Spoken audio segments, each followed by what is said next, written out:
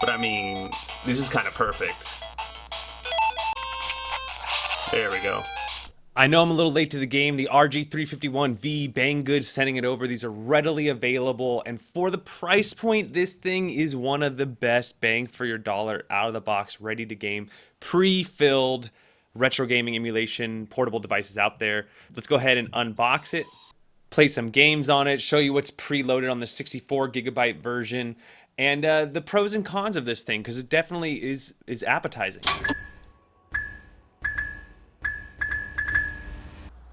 Wood grain, 64 gigabytes. Got our device. And then we've got wipes. Oh, to put your screen protector on. I'm probably not going to put that on, but wow, it's a really thick screen protector. Like, it's a thick, big boy. It's within the system, like what does what, how to exit a game, how to insert a token. Yeah, these back buttons are actually kind of cool. The wood grain actually looks like okay, like I'm okay with it actually. Now, mind you, this is brand new. You know, maybe it changes over time. Got the volume controls on the side. You got the bumpers. These are not analogs, these are literally just little buttons. It gives you the RG351V. Batteries 3900 milliamp. You got a power button, you got an R button. You got dual micro SD cards. There's a 16 gigabyte up top, and it should be a 64. Yeah, I like the nice big accent in the middle here. Now, I imagine this is some kind of sticker, right? So I don't know how well it's gonna age. That's my biggest beef with it. Let's see if we got some juice left on here. Let's hold down the power button. It vibrates when it turns on.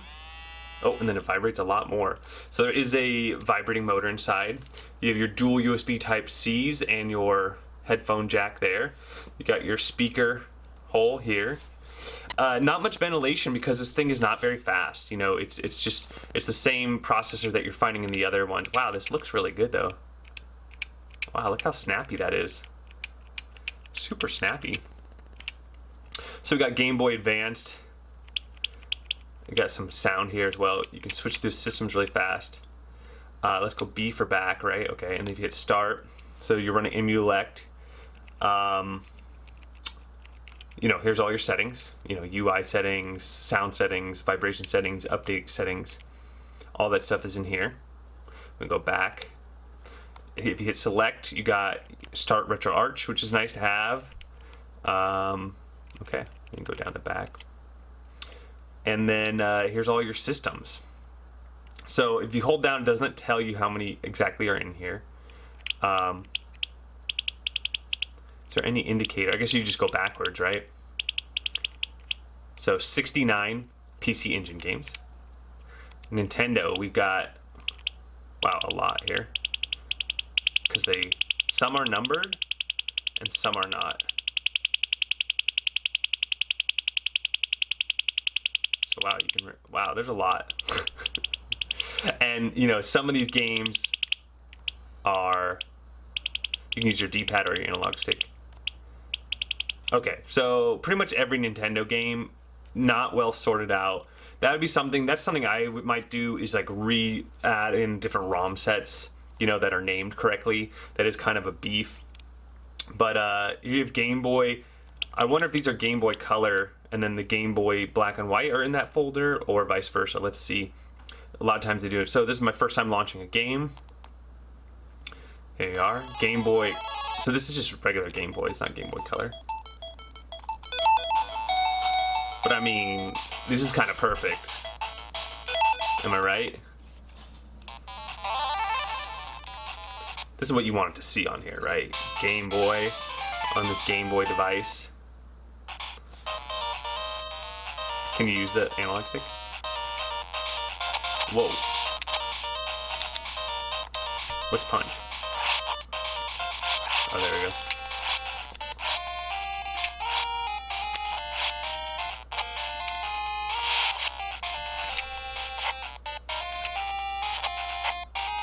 Take that guy off. Oh.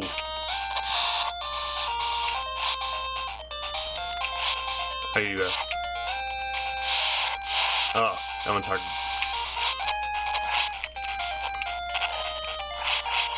There we go. Oh! There we go.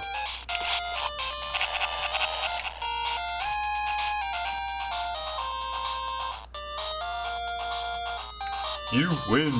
Alright, so Game Boy, not sure why there's another Game Boy folder. I'm guessing that's like different, or you know, different areas. Super Nintendo, you got 183.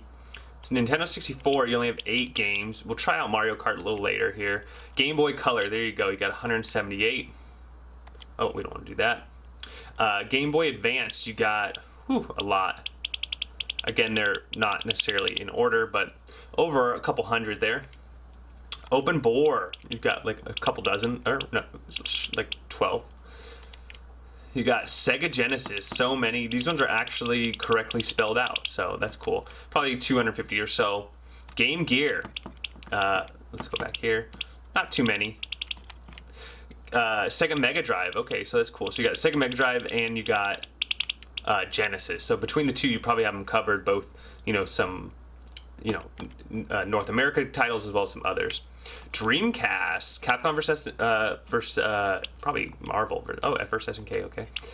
Dead or Alive, Sonic Adventure 2, so just about 7 games. Neo Geo, you got pretty much all their arcade on here. Neo Geo Pocket, just probably a couple dozen there. PlayStation, let's go in here. So you got 1, 2, you got a 3, 6, 7, 8, 9, 10. Oh, you got a lot.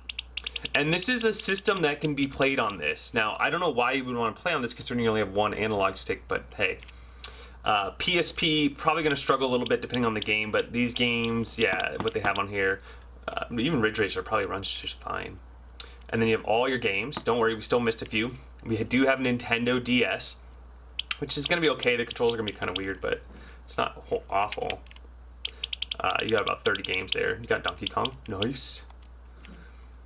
Final Burn Neo, a lot of your Final Burn Alpha games. Demon's World. Demon's Front is on here. We'll play some Demon's Front. That's a good game. You got your Mame games. Not very many, it looks like. Then we go back. Then we got our Wonder Swan Color, just a few. CPS 1 system, then CPS 2, then CPS 3. Love the graphics on here, although MSX you only have 10 games. And then back to PC Engine where we started. Look at the different rooms here. Kind of cool. So I wanted to play an arcade game. I feel like arcade games are fun, especially those that don't need, you know, two analog sticks.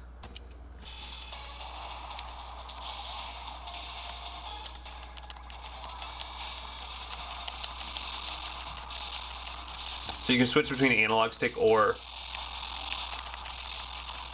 using the D-pad.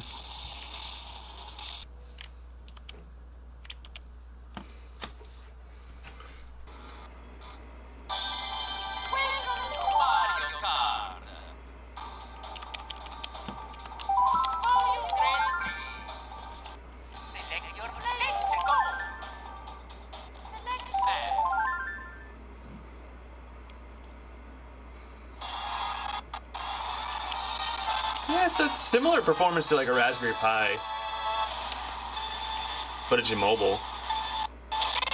Oh, yeah, quite a big lag spike in the beginning there, but now we're golden. Do you have those back buttons to jump and shoot your shell?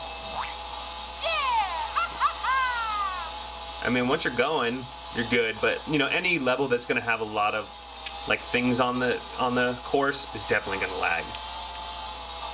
Let's see about alright, you guys get in front of me so I can get something good here. Alright, got a mushroom. The performance is as expected, right? The form factor itself is really pretty. I actually quite like the aesthetics. Is it my preferred way to play portable retro games? No. I prefer dual analog sticks. I prefer the buttons maybe not so tight together. I was actually really not looking forward to this at all. I thought I would hate the how bunched up everything is. I really love this function button though, because you can do quick save states, you can load up RetroArch, you could do all sorts of like fast forwarding, stuff like that. So that part is really cool. I like that a lot. The screen is amazing. That's the biggest selling point here. 4:3 ratio. I think it's like 640 by 280 or whatever that res is. It's right in that sweet spot for the price. And then that's where the price comes in. Now you can get these for around $100, preloaded. Emulect now has so much, especially for these Anbernic devices, has so much development, a lot of optimization, a lot of builds already out there. So here we are playing PSP. Let's talk about performance a little bit. I mean, it's going to be the exact same pretty much as the, you know, the 351. And yeah, it's playing this. Oh, there. Oh, let's see. Don't speak too soon. There's a little bit of lag here. Nothing too crazy. Oh yeah, it's lagging actually quite a bit now. And that's honestly, that's to be expected. I mean, to get this thing to run perfectly. Okay, that's not as sharp of a turn as I thought. To get this thing to run those games perfectly, like that's where the new Anbernic devices are gonna have to accelerate or get something a little nicer. But like, you know, for this device, I don't mind. I don't mind for this price point. When you get it into over $200, you can get a smartphone with a Snapdragon that's gonna. Oh, I have it on. I was driving in 2x mode there. I sped the emulator up. You know, that's where I mind it. So price performance is great. So in the end, personally, I would just rather get the RG351V. Just because you're gonna get the performance and you're gonna get the better form factor, in my opinion. Whew. Oh, overcorrected there. Oh, and again. But that's my personal opinion. Now, if you have nostalgia for the original Game Boy, you know, you can't beat this. Even with the G-Pi case and the Raspberry Pi W2, you definitely get better performance or whatever, but it's just a lot more work setting it all up.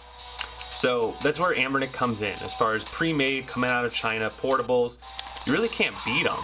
Like, you know, unless you're gonna really tinker. So if you're watching this video, you like, you know, you want to gift this to somebody, and that somebody knows nothing about, you know, RetroArch and all that other stuff and loading ROMs, that's perfect. It's perfect in so many ways. But that's not why you watch my channel. A lot of you are probably like, you know, I have a Pi, I have this, I have a, you know, a Pal Kitty, I have a, you know, all these other devices. I already have a phone running Android, running all this stuff.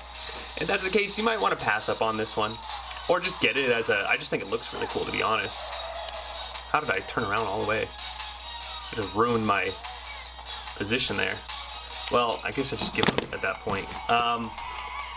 Great speaker, great screen. Don't love the form factor. It's actually kind of pretty though, all things considered.